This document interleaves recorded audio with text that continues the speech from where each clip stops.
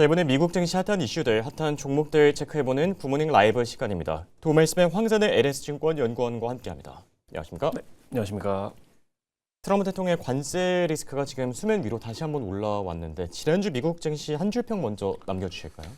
저는 흔들리는 트럼프 노믹스와 또 방향성을 잃은 증시 이렇게 좀 평가를 하고 있습니다.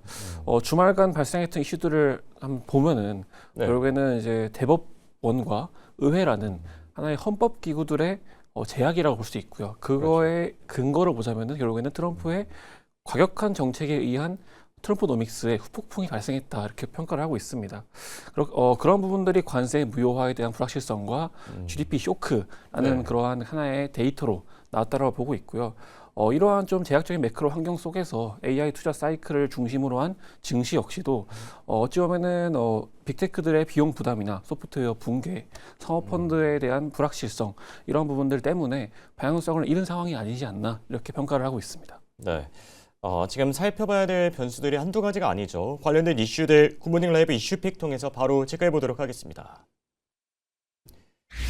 오늘 얘기 나눠볼 세 가지 토픽입니다. 관세 무효화, GDP 쇼크, 그리고 희망은 엔비디아 이렇게 세 가지 토픽 올라와 있는데요.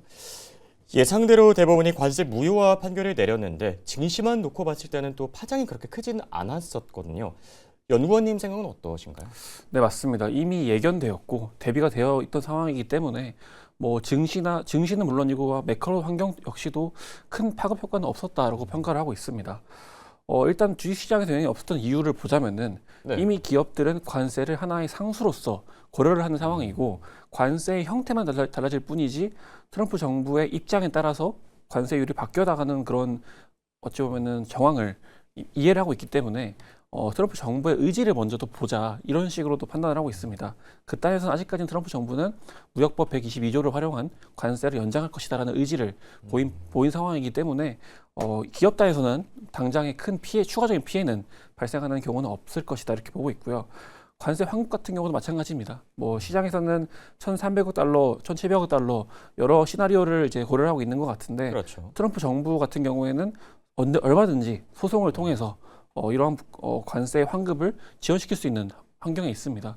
그리고 트럼프 정부 같은 경우에는 결국에는 4년 뒤에 바뀌는 정부이기 때문에 그때까지는 얼마든지 유예할 수 있다 이렇게 보고 있고요. 그 단에서는 수면 위에 있는 이슈만 바뀔 뿐이지 큰 흐름상에서는 달라진 것은 없다 이렇게 평가를 하고 있습니다. 매크로 쪽 관점은 어떤가요? 이미 트럼프 행정부는 11월 달부터 물가를 경계한 관세 인하를 진행해 왔습니다.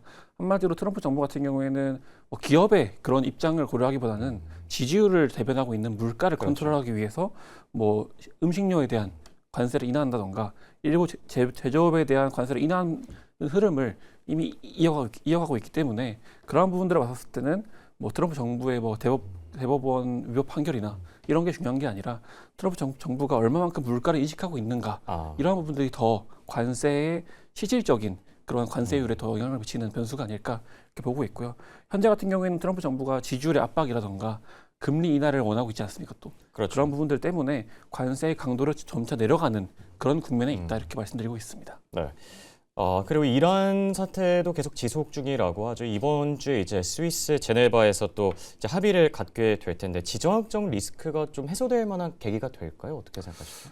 저는 사실 이러한 지정학적 리스크 역시도 물가의 중심으로 좀 바라보고 있는데요. 예. 네, 현재 이제 유가 같은 경우에는 아무래도 대표적으로 물가를 컨트롤하는 또는 유가를 인해서 파생되는 그런 인플레가 많기 때문에 중요한 이러한 물가적 변수라고 말씀드리고 있는데 지금 WTI도 그렇고 브렌트도 그렇고 이제 $70를 거의 계속 왔다 갔다 하고 있는 상태죠. 맞습니다. 하지만 또 장기적으로 보자면은 저희가 평가하기로는 유가에 내재되어 있는 이란의 리스크의 강도는 약 5에서 $10 정도로 평가를 하고 있습니다.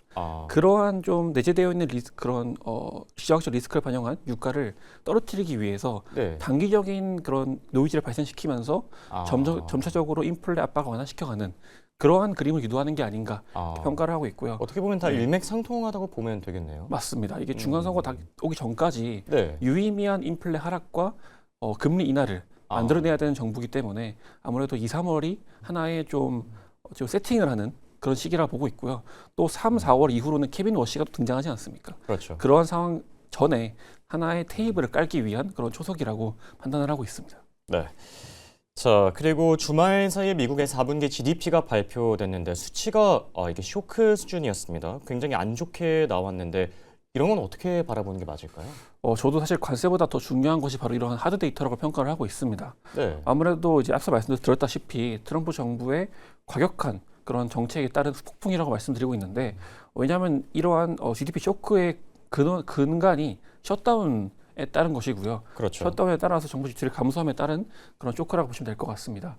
다만 이제 어느 정도 AI 인프라에 대한 투자가 이를 상쇄하면서 조금은 이제 하단을 좀 막아주는 역할을 하기는 했지만은 저는 이제 이러한 전반적인 제약적인 매크로 환경 자체가 조금씩 이러한 저희가 AI 투자 사이클에 대한 압박을 느끼는 시기에서 부담으로 요인으로 작용하지 않을까 이렇게 바라보고 있고요. 그 단에서 좀 참고하시면 좋을 부분들이 뭐냐면은 최근에 빅테크들이 AI 투자 비용에 대한 압박을 받고 있지 않습니까? 그렇죠. 그 투자 비용을 압박을 상쇄하기 위해서 클라우드 비용을 인상시킨다던가 사스 비용 인상으로 네. 대응을 하고 있습니다. 그 말인즉슨 AI 투자 비용을 경제 전반으로 확산시키겠다라는 이런 의지로 또 바라볼 수 있는데 그 상황 속에서 이러한 경제 환경이 제약적으로 다가오게 된다면은 조금은 이제 다 함께 이런 부담을 나누는 상황 속에서 좀 압박으로 작용할 수 있지 않을까 바라보고 있고요. 시장의 핵심 축이 아직까지도 AI 투자 사이클이기 때문에 증시 방향성 역시도 이 기간 동안은 횡보세로 이어질 수 있지 않을까 이렇게 평가를 하고 있습니다. 네. 그리고 지난주에 PC가 발표되는데 인플레이션 반등 어떤 증거들이 좀 나타났다라고 합니다. 이번 주에는 PPI, 생산자 물가지수도 발표가 되는데 인플레이션은 괜찮은 게 맞을까요? 아니면 고착화 우려가 좀 생기고 있는 걸까요? 지금 인플레이션을 압박하는 요인이 더 많다고 평가를 하고 있습니다. 앞서 말씀드렸다시피 유가 같은 부분도 그렇겠지만은 지금 치플레이션이라고 해서 반도체 메모리 가격 상승에 따른 전반적인 인플레 압박에 대한 우려도 그렇죠. 존재하는 상황이거든요. 저희가 21년 11월인가 그쯤에 이제 자동차 공급망 병목 현상이 있지 않았습니까? 네. 그거의 근간도 메모리 쇼티지 발생했던 거를 좀 보려 한다면은 현재 저희가 체감적으로 느끼고 있는 노트북 가격 상승이라던가 핸드폰 가격 상승 이런 부분들 역시도 하나의 인플레 압박이라고 그렇죠. 볼 수 있을 것 같고요. 또 이제 AI 투자가 발생함에 따른 원자재에 대한 가격 상승이나 이런 부분들 역시도 저희가 뭐 유가나 아니면 서비스 물가, 렌트비 이런 부분들 제외하고서라도 또 하나의 우려 요인으로 발생하는 상황이기 때문에 그런 부분들이 오히려 트럼프 정부의 이런 과격한 스탠스를 유발하는 그런 환경을 만들지 않겠나 네. 이렇게 평가를 하고 있습니다. 네.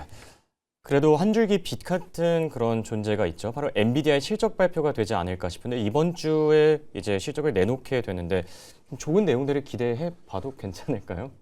결론부터 말씀드리면은 엔비디아 주가 자체는 큰 변화가 없을 거라고 생각을 하는데 잘 나와도 엔비디아 주가에는 큰 영향을 안 줄 거다. 네, 맞습니다. 예. 그렇지만은 전반적인 투자 사이클 상에서는 하나의 또 희망의 줄기가 될 수 있지 않을까. 소프트웨어 기업들한테는 좀 좋은 영향을 줄 수 있을까요? 네, 최근에 좀 많이 부진했던 것 같은데. 저는 그런 계기가 될 수 있을 거라고 생각을 하고 있습니다. 그 이유가 뭐냐면은 일단은 엔비디아 같은 경우에는 최근 들어서 자신의 주가 자체는 어느 정도 이제 시장에 선 반영이 되어 있다 보니까 조금은 포기라고 하는 말이 맞는지 모르겠지만은 조금은 큰 포커스를 두지 않는 것 같습니다. 하지만 이런 AI 투자 사이클을 연장시키고자 하는 노력을 하고 있는데요. 그렇죠. 그 단에서 하나의 엔비디아의 성향이라고 해야 되나요? 이런 걸 보자면은 엔비디아는 어닝콜에서 파트너사들의 이름을 언급을 합니다. 네. 이러한 기업이 많이 없습니다, 사실. 뭐 다이렉트하게 자신의 파트너사들을 언급을 해주면서 그렇죠. 전반적인 자신 생태계를 좀 이끌어 나가고자 하는 그러한 힘을 실어주고자 하는 그런 경향이 있는데요. 그 단에서 지금 소프트웨어 중심으로 된 위축되어 있는 그런 이러한 뭐랄까 AI 투자 사이클 같은 경우를 조금은 회복시킬 수 있는 그런 키워드가 될 수 있을 거라 생각을 하고요. 저희가 좀 고려하고 있는 부분들은 이제 주요 파트너사들인 뭐 서비스나우라던가 스노우플레이크, 액센추어 같은 부분들에 있어서 뭐 AI에 대한 그런 수익성에 대한 부분들이 나쁘지 않다. 이런 얘기만 나와준다면은 사실 조금은 센티를 반전시킬 수 있는 그런 그렇죠. 계기가 될 수 있을 거라 생각을 하고요. 또 이제 AI 인프라에 대한 부분도 마찬가지입니다. 뭐 지금 데이터 센터에 대한 뭐랄까 비관론이 많이 발생하고 있는데 그 근간에서는 뭐 블루아웃이나 아니면 네오클라우드에 대한 우려로 발생을 하고 있습니다. 그런 부분들에 있어서 젠슨 황이 뭐 AI 인프라에 대한 수요가 아직까지는 짱짱하다 이렇게 얘기를 해준다면은 조금은 시장의 우려를 덜 수 있는 계기가 될 수 있지 않을까 이렇게 평가를 하고 있습니다. 근데 앞서 그런 얘기를 하셨잖아요. 엔비디아 주가 자체는 뭐 큰 영향을 안 줄 수도 있다. 그렇게 생각한 이유는 뭘까요? 최근 6개 분기의 어닝콜을 보면은 네. 실적 발표 이후에 주가 반응이 안 좋았습니다. 사실 엔비디아 같은 예, 경우에는. 그렇죠. 잘 나와도 네. 이게 그러니까 어쨌든 눈높이, 기대치가 너무 높다라는 게 좀 부담 맞습니다. 요인인 거죠. 사실 이번 실적 같은 경우에도 컨센 자체가 EPS 단으로는 YOY로 80%가량 네. 상승을 전망을 하고 있는데 시장 자체로는 그 이상의 이미 위스퍼 넘버를 가지고 있습니다. 그런 것들을 다 비트하기는 쉽지 않은 환경이기도 하고 또 엔비디아 같은 경우는 워낙 스케일적으로 거대해진 상황이기 때문에 주가적으로 급등할 수 있는 환경은 사실 좀 제약적이라고 보고 있고요. 네. 과거 데이터를 보도 그렇고 전반적인 그런 산업 전반의 그런 센티를 불러일으킬 수 있는, 회복시킬 수 있는 그런 계기로서 지켜보고 있습니다. 네. 자, 그리고 이제 기업 얘기들을 조금 더 나눠볼까 하는데 오늘 코어위브를 첫 번째 기업으로 또 들고 와 주셨어요. 서학개미들이 많이 투자하고 있는 종목 가운데 하나죠. 근데 지난주에 8% 넘게 빠졌는데 이제 사모펀드 시장이 악화되고 있고 이쪽의 악재가 이제 코어위브에도 반영되고 있는 듯한데 코어위브는 어떻게 보는 게 좋을까요? 사실 고위브 같은 경우는 쉽지 않다고 생각을 하고 있습니다. 이미 상당 부분 밸류를 많이 확보한 상태에서 네. 이러한 좀 악재가 발생하는 거는 좀 쉽지 않은 상황이라고 판단을 하고 있는데 이거 최근에 이제 블루아울 같은 그런 사모펀드가 데이센터에 대한 자금 조달에 좀 실패하는 네. 뉴스가 발생을 하고 있습니다. 이번 같은 경우에도 이제 펜실베니아 지역에 40억 달러 규모의 데이센터 투자 유치 실패를 하면서 이런 시장에 대한 우려를 불러일으키고 있는데 사실 데이센터 건설 자체를 뭐 실패할 것이다라고 얘기를 하고 있지 않습니다. 블루아울 같은 경우에도 AUM이 3천억 달러에 달하는 대규모 네. 사모펀드이기 때문에 자금 조달 자체를 실패할 거라 생각하고 있지 않지만은 결과적으로 저희가 바라봐야 되는 것들은 빅데이터도 마찬가지고요. 인프라를 구축하는 비용이 증가하고 있다는 부분을 바라봐야 됩니다. 아, 지금 시장이 기대하고 있는 거는 인프라의 AI 인프라의 초과 수요가 이러한 압도적인 마진을 발생시킬 것이고 이러한 부분들이 뭐 코어이브든 오라클이든 아니면 빅테크들의 뭐 메타 뭐 마이크로소프트든 네. 이러한 기업들의 프로핏으로 이어질 것이라고 전망을 하고 있는데요. 이렇게 코어이브가 자금 조달에 어려움을 겪고 인프라를 확보하는데 어려운 환경을 겪게 된다면은 이 또한 비용이거든요. 그렇죠. 뭐 자금 조달에 대한 비용도 비용이기 때문에 그런 부분들이 결과적으로는 미래의 이익을 조금 해칠 수 있는 환경이지 않겠나 라고 판단을 하고요. 시장의 기대보다는 조금은 밸류에 대한 그런 기대치를 내려야 되는 상황이지 않겠나 이렇게 생각을 하고 있습니다. 그렇기 때문에 전반적인 이런 자금 조달에 대한 환경이나 이러한 금리에 대한 해소가 발생하지 않는다면 관망을 유지하면서 상황을 지켜보는 게 더 맞지 않겠나 네. 생각을 하고 있습니다. 어쨌든 뭐 추가 하락세가 더 이어질 수도 있다 이렇게 얘기를 해주시는 거네요. 맞습니다. 아직까지는 리스크 자체가 좀 진행형이다 이렇게 네. 말씀드릴 수 있을 것 같습니다. 네. 자, 그리고 두 번째 기업으로는 IBM에 대한 얘기 조금 나눠볼까 하는데요. 최근에 이 소프트웨어 기업들이 많이 부진한 상태죠. IBM은 어떻게 보고 계시죠? IBM은 이런 소프트웨어 부진 속에서 함께 엮이면서 떨어지는 상황이긴 한데 아무래도 이번에 소프트웨어의 급락 사태가 워낙 광범위한 영역으로 발생했기 때문에 사실 네. 좀 딸려서 이런 애들이 많습니다. 뭐 IBM 같은 경우도 그렇죠. 그렇고요. 뭐 엑센추어 같은 기업들도 전형적인 소프트웨어의 형태를 가지는 기업이 아님에도 불구하고 억울할 수도 있을 것 같아요. 네, 함께 떨어지는 그런 부분들이 있는데 저는 이제 최근에 소프트웨어 섹터 전반에 급락이 거의 50% 가까이 하락한 그런 상황 속에서 조금씩 저가 매수의 기회가 나오고 있지 않나 네. 판단을 하고 있고요. 대표적으로 바라봐야 될 기업들이 IBM과 엑센추어와 같은 소프트웨어 외에도 다른 강점을 가진 기업들을 봐야 된다 이렇게 말씀드리고 있습니다. 우선 이제 소프트웨어 업종이 하락한 이유를 보자면은 그동안 쌓아왔던 코드를 베이스로 한 무형자산을 흔들리면서 이런 급락이 발생했다고 보고 있는데 사실 IBM과 같은 그런 기업들은 전형적인 소프트웨어 기업이 아니라 빅파마와 같은 형태를 띠고 있습니다. 예, 그렇죠. 예를 들면은 M&A 전략을 취하면서 새로운 기업을 인수를 하고 그 기업들을 활용해서 새로운 매출처를 확보를 하는 그런 형태를 띠고 있는데 그 땅에서 IBM 같은 경우에는 또다시 대규모 M&A를 진행을 하면서 뭐 클라우드 관련된 기업들을 인수를 하고 있는 상황이거든요.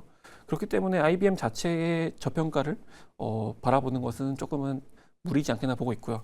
엑센추어 같은 경우에도 소프트웨어가 강점이 아니라 AI 컨설팅을 주도하는 대규모 컨설팅 인력들이 강점이거든요. 그런 인력들의 그런 컨설팅에 대한 강점과 또 AI 전환을 시도를 하고 있는 일반 기업들 수요를 비춰본다면은 엑센추어 역시도 저가 매수의 타이밍이지 않겠나 이렇게 바라보고 있습니다. 네, 좋습니다. 지금까지 두 말씀의 황사대 연구원과 함께했습니다. 대단히 고맙습니다. 네, 감사합니다.